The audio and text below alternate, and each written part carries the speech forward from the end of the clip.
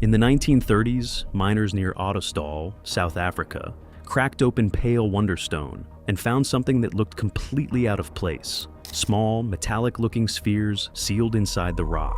Some were barely half a centimeter across. Others were nearly the size of a cricket ball. Many looked almost perfectly round, and many bore something that stopped the miners cold. Crisp, parallel grooves around their middle, like seams on a manufactured ball. The rock around them was about 3 billion years old. That means they came from a world before humans, before dinosaurs, before forests, and long before anything we'd recognize as life began. So, what put them there? The discovery that shocked miners.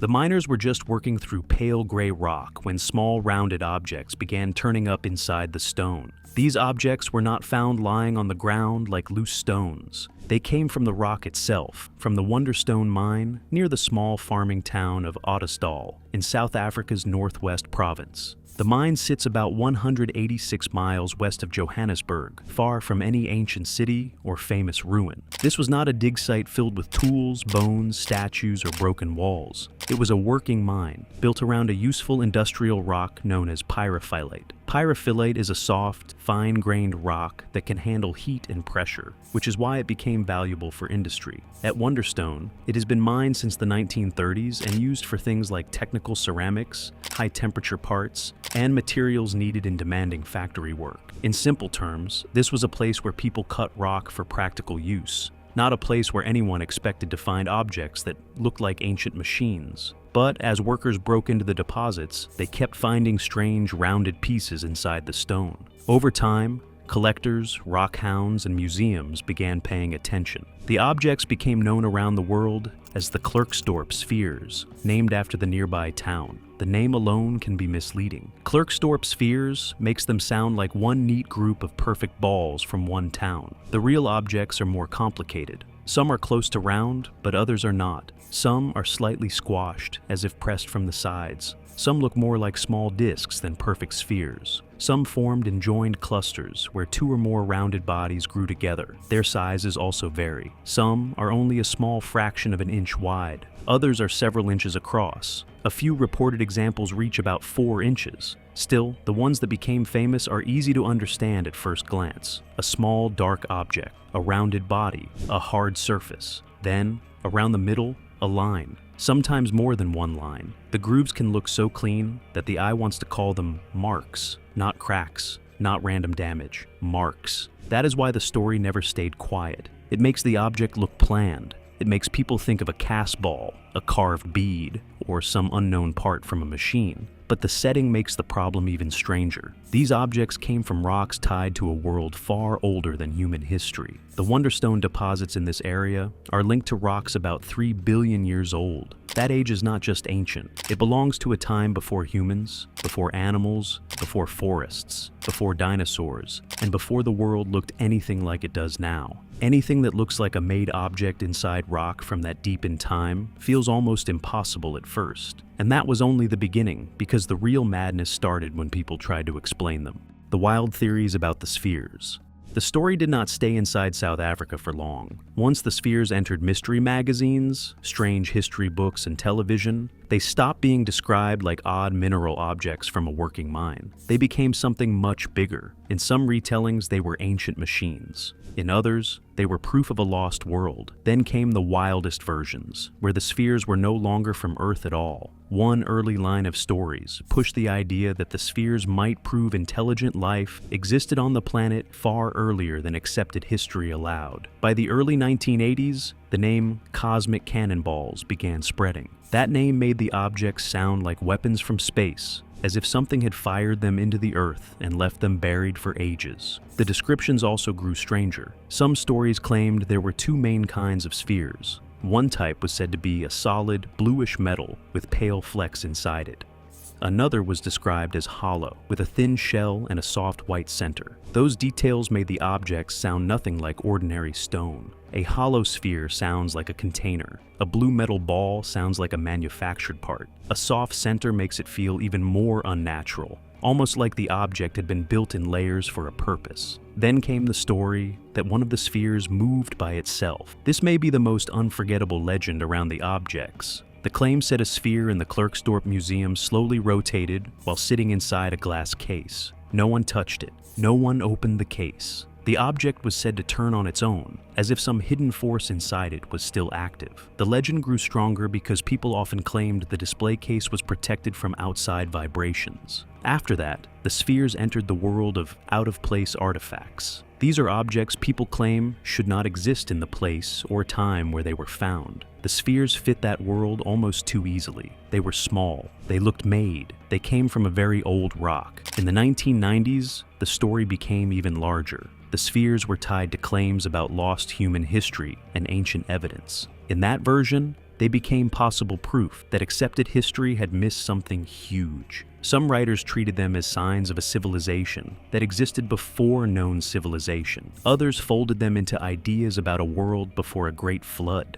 a lost race, or an advanced group wiped away so completely that only strange objects remained. Some people said the spheres were tools from a forgotten civilization. Others called them game pieces, weights, ornaments, or money from a vanished people. Some pushed the idea further and claimed they were parts from a machine, like bearings, spacers, or control pieces from a device no one could rebuild. The same grooves that made them look marked also made them easy to imagine as engineered parts. Then television gave the mystery a much larger stage. A 1996 American television special helped push the spheres into living rooms far beyond South Africa. Viewers heard about deep age, strange lines, and possible design, then saw images that seemed to support the feeling. For many people, that was enough. The spheres became one more sign that history might be hiding something. The space stories grew from there. One claim said a sphere had been tested by a space-related institute in California. The story said its balance was so exact that it went beyond the limit of the equipment used to measure it. The most repeated version said it was within 100,000th of an inch from absolute perfection. That number sounded too precise to ignore. It made the sphere feel less like a rock and more like something made for navigation, flight, or machinery. That claim soon fed an even bigger one. In later retellings, the spheres were tied to NASA. Some stories said space experts were baffled by them. Others claimed the objects were so perfectly balanced that they could only have been made in zero gravity. That turned the mystery from ancient history into space mystery. If something could only be formed without gravity, then maybe the object came from space. Or maybe it was made by beings who understood space far better than humans did. The alien theories did not stop at machine parts. Some versions claimed the spheres were information devices, almost like storage units left behind by visitors from another world. Others described them as calibration tools, energy devices, or pieces from equipment used by beings who may have started life on Earth. One of the strangest stories turned a three-groove sphere into an object called the cosmos. In that version, the sphere was not just old or strange. It was said to contain an optic disc, holding secrets of the universe. The story claimed a chosen person would one day open it and use that hidden knowledge to save the Earth. The internet added even more layers. Some people linked the spheres to healing energy. Others connected them to hidden power, zero-point energy, meditation, and perpetual motion. A few treated them like proof that ancient technology was not lost, only buried. But no matter how wild the stories became, they all depended on one question. What were the spheres actually made of? The secret hidden inside the spheres. From the outside, the strangest spheres look almost too clean to trust. A rounded body, a hard, dark surface, a ring around the middle. At first glance, the eye wants to call it a made object. But the real test was never the surface. The real test was what happened when specimens were cut open. That was where the story changed. Inside, the spheres did not look like cast metal, carved parts, or hidden tools. They showed signs of mineral growth. Some had a clear pattern spreading outward from a center point, almost like frozen spokes inside the stone. Others had shell-like layers, with one part wrapped around another. That kind of inside structure is not what anyone would expect from a machine part. It is what minerals can do when they grow slowly inside rock. The material also told a simple story. The objects were not made from some unknown metal. Some were rich in hematite, a dark red iron mineral. Some contained wollastonite, a pale mineral made from calcium and silica. Others included goethite, another iron mineral that often forms when older iron-rich material changes near the surface. In less weathered pieces from deeper, cleaner rock, there was pyrite, the brassy mineral often called fool's gold.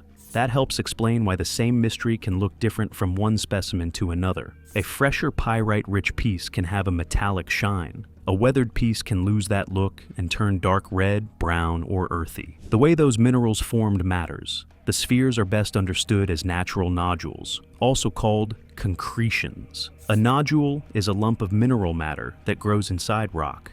It can begin around a tiny center, such as a grain, a small change in the rock, or a spot where the chemistry is different. Then, mineral-rich water moves through the surrounding material. Bit by bit, minerals gather around that center. If growth happens in many directions, the lump can become round. If the surrounding layers press against it or slow growth in certain directions, it can become flattened. If several growing lumps sit close together, they can join into odd, clustered shapes. That is why the full group does not behave like a set of factory-made balls. The most famous examples are the neat ones, but the whole collection is much messier. That range of shapes is one of the strongest clues that these objects grew inside rock, instead of being placed there as finished objects. The cut pieces make that even clearer. When a sphere is sliced open, the inside pattern can run toward the center or toward several centers in joined examples. That means the object built itself from within, following the direction of mineral growth. A carved object would not normally carry that kind of natural growth pattern through its body. A cast metal object would have a different look inside. These spheres carry the history of their formation right through the middle. Even the harder, denser pieces fit the same general picture.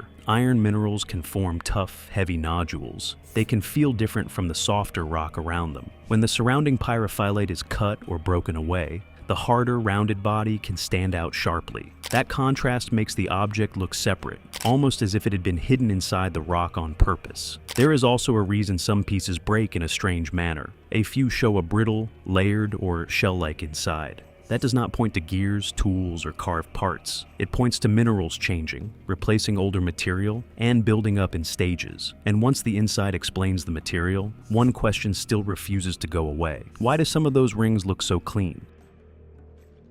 The mystery of the rings.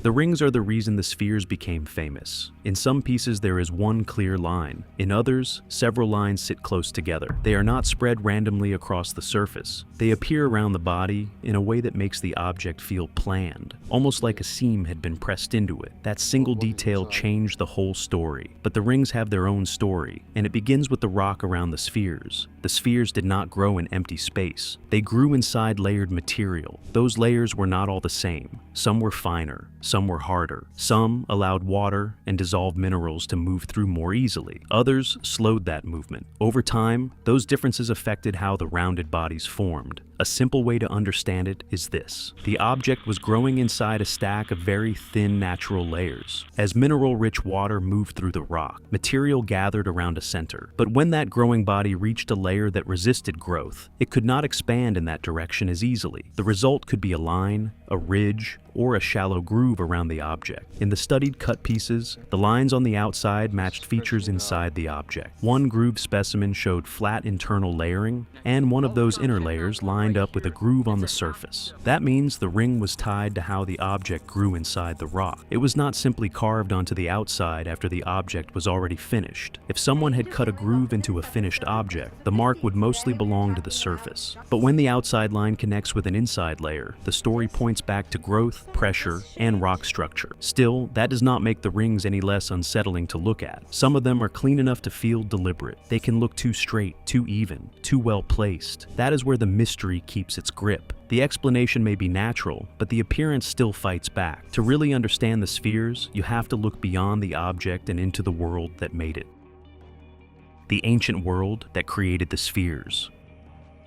The ground around Ottosdal, where the Wonderstone mine sits today, belonged to an ancient block of Earth's crust called the Kopval Craton. In simple terms, it was one of the oldest and most stable foundations of southern Africa. While many other parts of the planet were being crushed, melted, buried, and reshaped, this block of crust remained largely intact. The rocks in the Ottosdal area belong to the Dominion Group, a very old collection of volcanic and sedimentary rocks. Within that group is the Cypherfontaine Formation, where the Wonderstone beds are later found. The area was not a quiet landscape. It had volcanoes, water, ash, mud, minerals, and layers of sediment building up over time. Later, those layers were buried, squeezed, heated, and transformed into rock. Some of the Wonderstone beds are linked to deposits that formed in ancient lakes. These were volcanic lakes, where water mixed with ash, minerals, and chemicals from the surrounding land. Some may even have been acidic. Yet, on early Earth, even harsh environments could support very simple forms of life. Scientists mention ancient life because traces of carbon have been found in some of the surrounding rock layers. Carbon can sometimes be connected to microbial activity, suggesting that simple life may have existed in the same environment where these rocks formed. The same ground that later became a mine was once a basin where ancient materials slowly accumulated, layer by layer. Over time, those layers hardened and changed. Minerals moved through cracks and tiny spaces in the rock. Some materials dissolved away. Others were deposited. Slowly, small rounded mineral bodies could form within the layers. That gives the spheres a setting that is almost as strange as the objects themselves. They were not just sitting in an empty stone. They were tied to an old world of volcanic ash, water, buried layers, and slow mineral movement. The mine did not simply uncover odd shape. It opened a small window into a place where the ground had been changing long before any human story began. And once that ancient setting is clear, the spheres stop looking like a one-off mystery and start fitting into a stranger truth. Nature has made objects like this in more places than most people realize.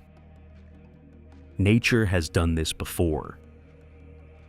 The South African spheres feel impossible when they stand alone. But the moment the story moves beyond Ottosdal, something surprising happens. The spheres stop looking like a break in Earth's history and start looking like part of a much stranger pattern. Nature has made rounded mineral objects in many places. In southern Utah, small dark balls come out of the Navajo sandstone as the rock slowly wears away. They are called Moki marbles, and they can look like someone placed them on the ground by hand. Some are tiny, others grow to several inches across. Many are round. Others look like buttons, plates, pipes, or joined pieces. They often have a dark iron-rich outer shell and a sandy inside, giving them the look of little stone objects built in layers. But they were not built by people. They formed underground when mineral-rich water moved through the sandstone. Iron gathered around grains of sand and slowly hardened. Over time, the softer rock around them wore away, and the harder balls rolled free. The result looks strange because the finished object appears separate from the rock that made it. It looks collected. It looks shaped. It looks like something left behind. The same kind of surprise has even appeared on Mars. In 2004, the Opportunity rover found small round objects spread through rocks and soil on the Martian surface. Scientists nicknamed them blueberries because of how they looked in images. They were rich in hematite, an iron mineral, and they helped show that water once moved through that Martian environment. They were not alien beads. They were not machine parts. They were mineral bodies shaped by the history of the rock around them. That discovery made one thing clear. Round mineral objects are not rare miracles. They can form wherever the right mix of rock, water, minerals, and time comes together. Earth can make them. Mars can make them. And in the right setting, they can look far more planned than they really are. The South African spheres still stand out because of their setting, their age, and their famous groove. If they were truly manufactured objects, the evidence would need to be much stronger than appearance. A made object would need marks that clearly cut through the natural mineral structure. It would need a material that does not match the rock story around it. It would need repeated measured shapes that go beyond normal natural variation. It would need independent testing that gives the same result again and again. That is what makes the spheres more interesting, not less. The real shock is not that they destroy the timeline of life on Earth. The real shock is that the Earth can create objects that push the human mind toward that thought in the first place. A natural process can produce a form so neat that people call it technology. A mineral body can grow inside rock and come out looking like a relic. A small object from a mine can become a legend because it sits right on the line between what people expect from nature and what nature can actually do. Thanks for watching. Now check out the videos popping up on screen for more unbelievable stories.